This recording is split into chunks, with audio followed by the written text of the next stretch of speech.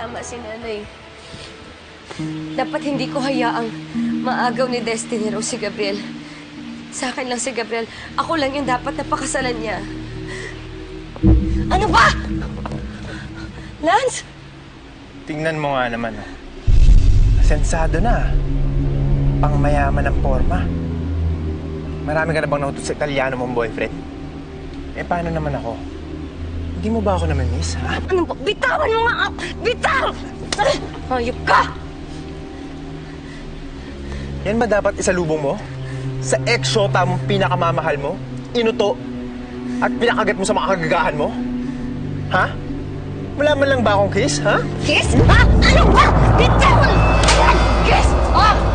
Yan ang kiss mo! Alam mo, hindi ka pa rin nagbabago eh. Sadista ka pa rin. Pero alam mo, yan ang namimiss ko sa'yo eh. Pues ikaw, hindi kita na-miss at ipakukulong kita sa ginawa mo kay Gabriel! Ay! Hindi ko makakawala ka pa sa akin. Malas mo lang at bumalik ka pa dito sa Leyte. Dahil sisingilin kita sa lahat ng atraso mo sa akin. Ang kapal na mukha mo, ha? Wala akong utang sa'yo! Hindi ko kasalanan kung nagpauto ka sa mga sinabi ko. At wala akong pinirmahan na magbabayad ako sa'yo. Kaya wala kang mapapala sa akin. Ah, ganon. Sige, marami ng paraan para makabayad ka sa mga utang mo sa akin eh.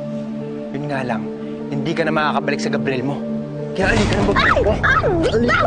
Bitaw! Tulang! Tulang na kriminal dito! Bitaw!